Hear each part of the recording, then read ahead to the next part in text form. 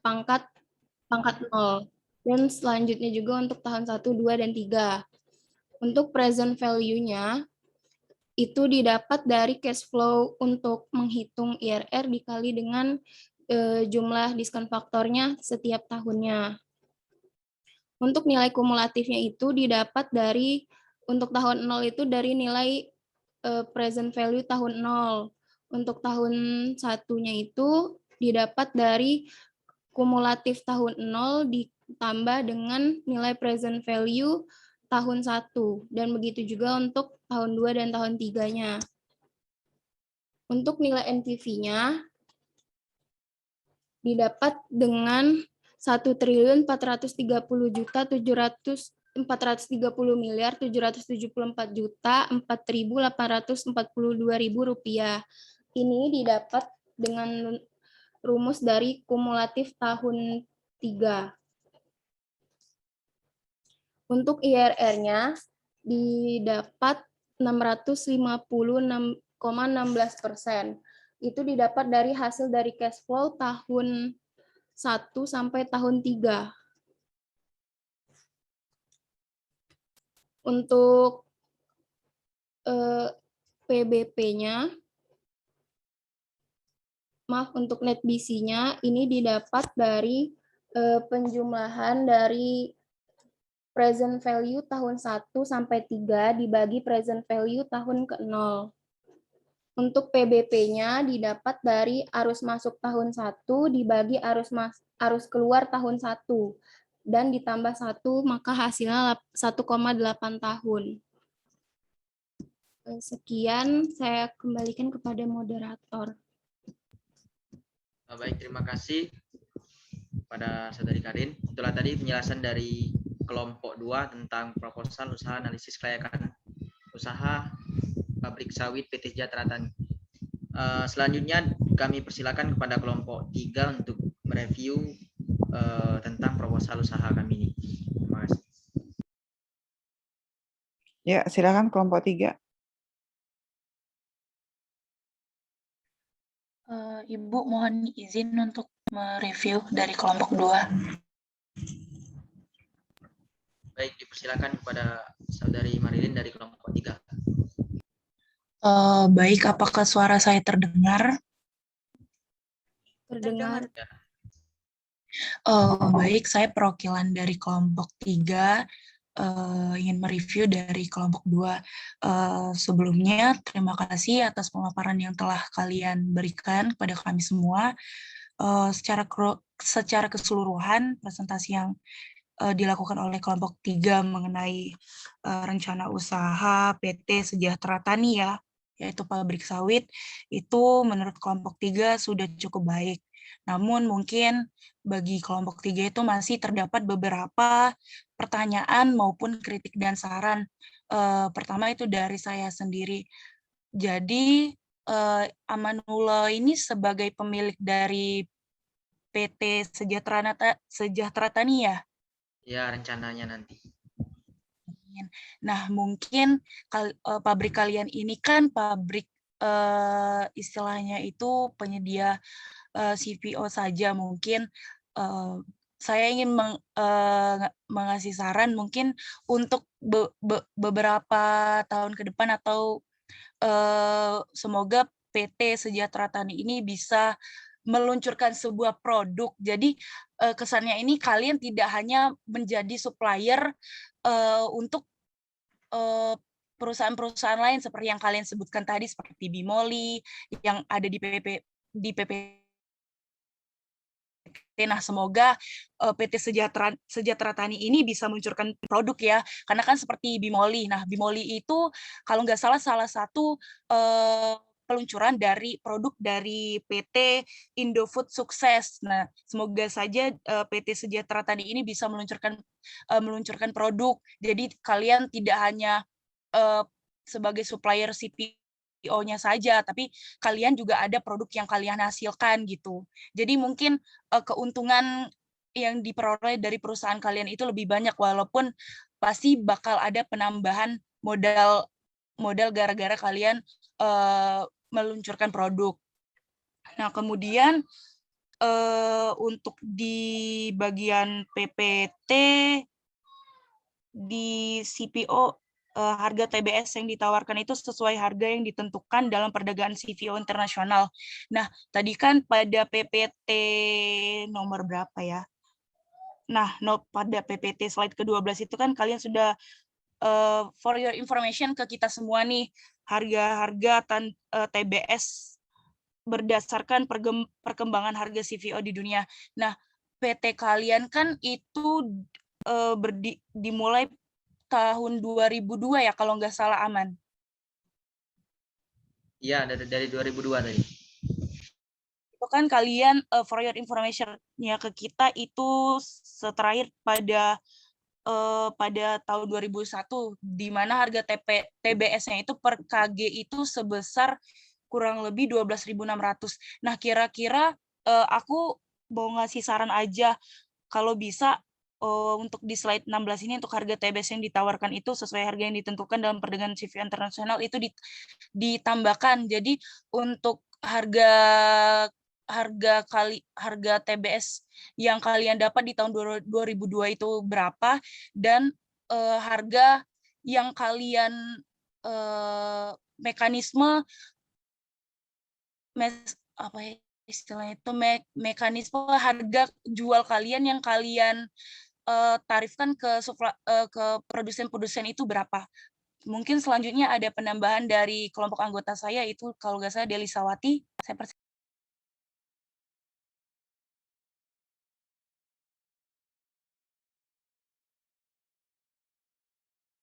Delisa, suaranya masih belum terdengar, Delisa.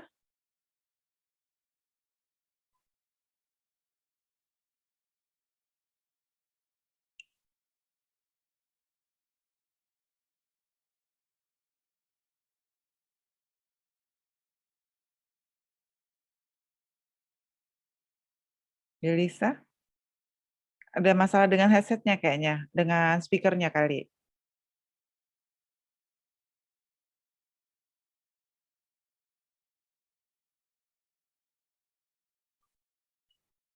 Delisa?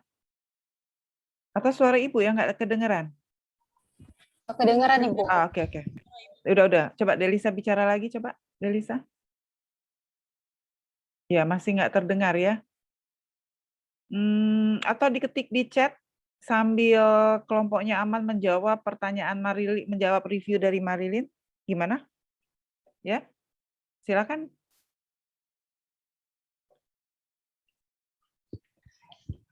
Ibu mohon izin. Ya, kenapa Marilyn? Jadi setelah Deli ini mungkin ada Sela Setia dulu, Bu. Yang Oke. ada Boleh. bakal ada Setiana, Bu. Oke, boleh. Bella ya. Berarti Bella dulu sambil nunggu Delisa ya. Oke, silakan Delisa. Bu, Sela. Ya, Sela yang akan bicara. Delisa ngetik di kolom chat kalau tidak terdengar suaranya. Oke, silakan. Baiklah, di sini saya izin mereview itu di bagian aspek produksi itu di tabel kapasitas produksi. Nah, di tabel rencana penjualan di aspek produksi. Nah, itu kalau saya lihat itu kalian masuknya tabelnya itu di tabel penawaran yang aspek pemasaran, bukan di rencana penjualan. Itu atau memang seperti itu atau bagaimana ya?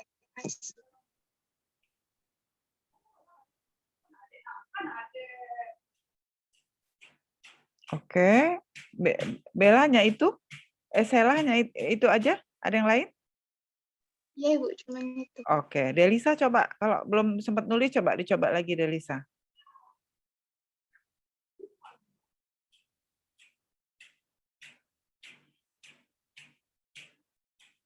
Delisa, silakan. Ya, Ibu. Itu saya ingin ini, Bu. Mengoreksi sedikit, itu ada bagian data yang di PPT mereka itu tidak sesuai sama yang di makalah. Untuk di bagian untuk di bentar. Untuk di bagian permintaan itu, Ibu. Di Oke. makalah mereka buat tahun 2022 itu Hmm. permintaannya itu 216.000, sedangkan di PPT mereka buat untuk tahun 2022 itu 260.000. Oke. Ada lagi yang lain, Delisa? Udah kayaknya itu aja, Bu. Oke.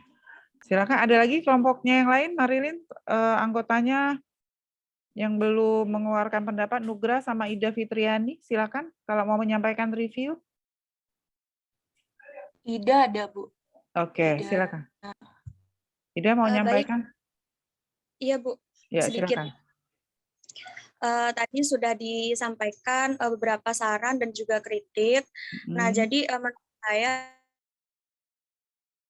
mereka buat ini sudah lengkap dan sudah jelas, tetapi ada beberapa komponen yang menurut saya kurang lengkap, seperti yang di bahan baku dan bahan tambahan tadi kan ada solar, kemudian ada minyak gemuk. Nah, itu jumlah biaya mereka tidak disampaikan itu untuk satu kali produksi atau berapa kali produksi, seperti itu. Nah, kemudian menurut saya itu saja saran saya, dan saya ada satu pertanyaan, di mana untuk kelompok ini, kelompok mereka ini kan perusahaan yang baru saja merintis usaha. Nah, jadi bagaimana sih cara kalian itu untuk menarik pelanggan agar pelanggan tersebut itu mau untuk menjual TBS mereka ke perusahaan kalian, dan CPO yang kalian hasilkan itu bisa dilirik oleh perusahaan-perusahaan yang sudah terkenal di dalam produksi minyak goreng. Kan seperti kita ketahui bahwa di Indonesia ini sudah sangat banyak sekali perusahaan-perusahaan yang menghasilkan CPO sebelum kalian. Terima kasih. Itu saja, Bu, saran dan pertanyaan saya. Baik, baik. Oke, satu lagi Nugra, ada yang mau disampaikan Nugra? Ada? Nggak ada? Oke, kalau mau, ya silakan. Tidak ada, Bu. Tidak ada, oke. Silakan Amanullah dan teman-teman dijawab pertanyaannya. Baik, terima kasih kepada kelompok 3 atas review dan ada beberapa pertanyaan tadi. Ya. Untuk yang pertama, saya akan menanggapi tentang review dari Saudari Buten tadi kan, tentang CPO. Nah, CPO kami kalau bisa nanti kemudian hari nanti harus menghasilkan produk gitu kan, agar menambah pendapatan gitu. Nah, ini kan awalnya proposal usaha pabrik sawit gitu kan. Nah, jadi seiring berjalan waktu mungkin bisa jadi atas doa teman-teman semua nanti kami bisa menghasilkan PT tersebut sekaligus minyak dari minyak apa yang telah disarankan Saudari Butet tadi.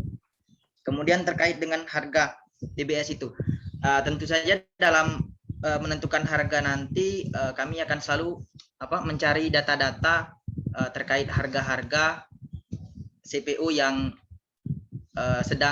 harga-harga CPO sekarang gitu. Nah, itu tambahan dari tanggapan dari saya. Kemudian ada dari Saudara Rizky Nainggolan ingin menambahkan, kami persilakan. Izin menanggapi dari review dari Saudari Butet. Yang pertama itu tentang untuk pembuatan PT berkelanjutan dari penghasilan CPO. Itu didoakan semoga aja terjadi, tetapi untuk sekarang begitu sulit karena itu tergantung dari pemerintah ataupun BUMN. Seperti PT-PT swasta seperti Sinarmas, Sampurna, ataupun yang lain-lain juga belum siap untuk kalau sekarang untuk menjadikan CPO itu untuk menjadi minyak yang sudah jadi. Yang kedua itu untuk harga. Harga dari 2002 sampai 2024. Untuk harga TBS itu kenapa kami tidak cantumkan? Karena yang kami cantumkan hanya harga sekarang, yang harga terkini. Karena harga TBS itu jangankan untuk per tahun, per hari aja udah berubah. Misalnya hari ini 2.500. 2 jam ataupun 3 jam yang akan datang bisa berubah menjadi seperti atau menurun ataupun menaik. Pastinya kalau mau dari 2002 sampai 2022 itu terlalu banyak untuk diinikan. Jadi kami hanya mempersingkat dengan harga yang terkini.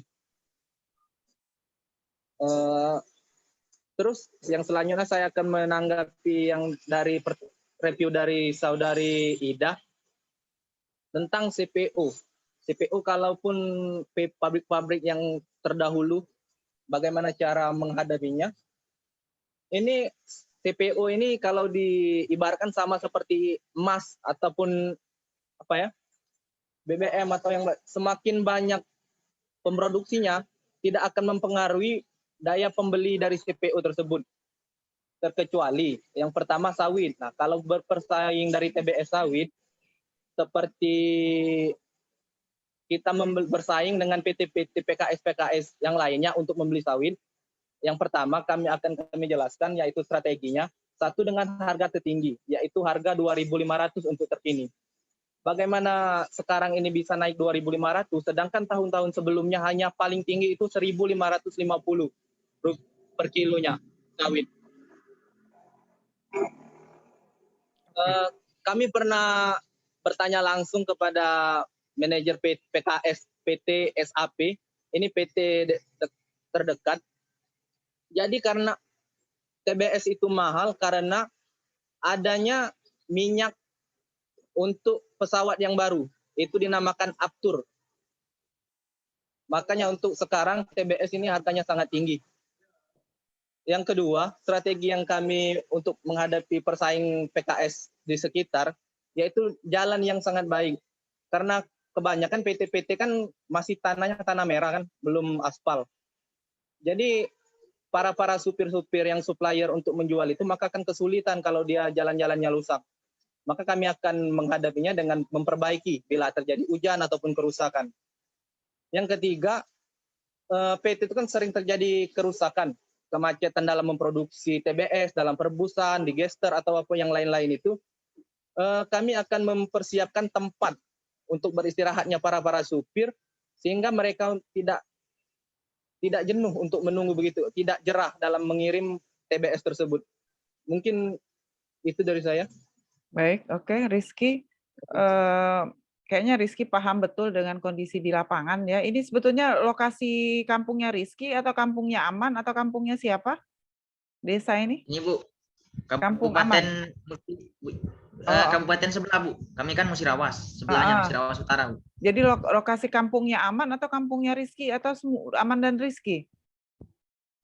Ini Bu, gabungan informasinya gabungan dari ini Bu. PT di daerah saya dan daerah Rizky Nainggolan gitu Bu. Oh, kok Rizky di mana? Di Medan ya?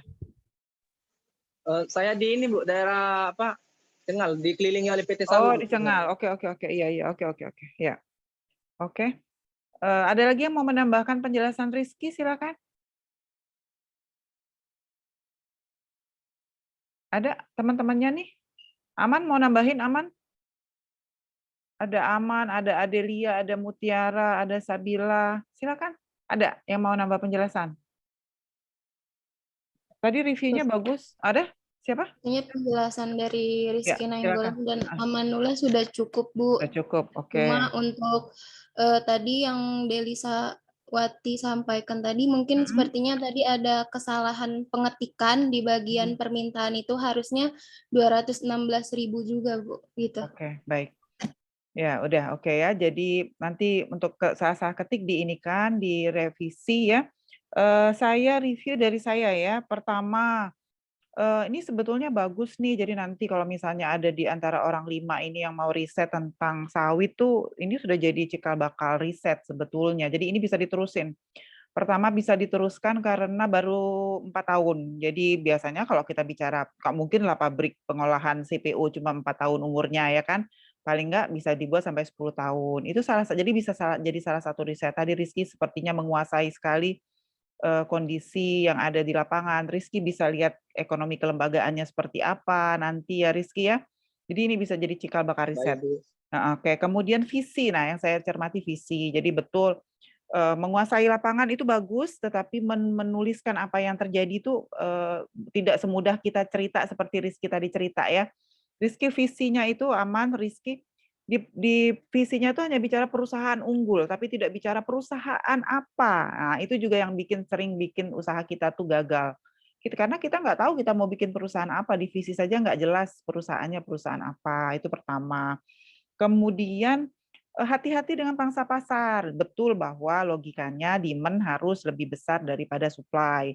Tadi perusahaan yang ada saja hanya mampu mensuplai itu nggak sampai 50%. Kita mau menguasai pangsa pasarnya 90%. Hati-hati apalagi kita perusahaan baru. Jadi jangan terlalu semangat gitu ya. Jadi nanti tolong dikoreksi gitu. Boleh sih logikanya betul gitu bahwa tapi jangan sampai nanti jadi bumerang buat diri sendiri, itu yang kedua.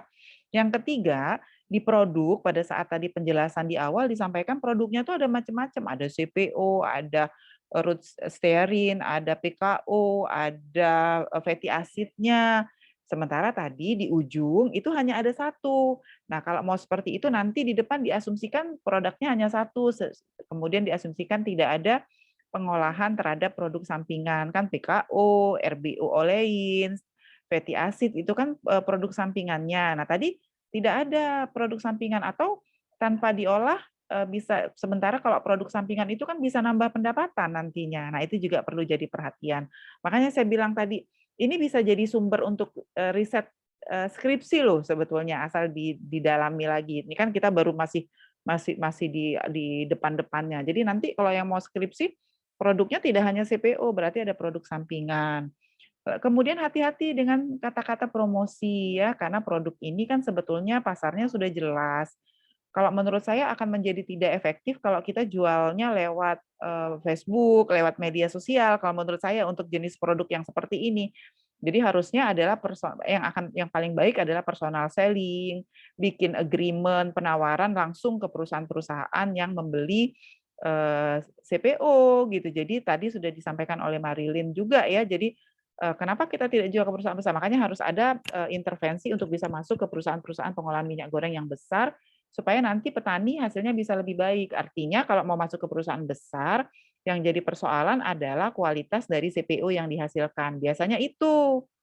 Ya, jadi lihat kualitas CPO-nya kayak apa yang diminta oleh perusahaan besar seperti. Nah, itu disampaikan di rencana bisnis. Bisa ikutin sampai sini? Mutiara bisa? Ya, jadi disampaikan di rencana bisnis bahwa akan melakukan penyesuaian terhadap kualifikasi atau kualitas dari CPO yang diminta oleh misalnya Bimoli, misalnya gitu. Itu bisa masuk ke dalam, kan kita bikin rencana bisnis kan, artinya kalau bikin rencana bisnis harusnya bikinnya yang bagus. Kemudian proses produksi mungkin nanti bisa dibuat lebih rinci ya, tolong proses produksinya kayak apa, tadi tuh umum banget gitu proses produksinya.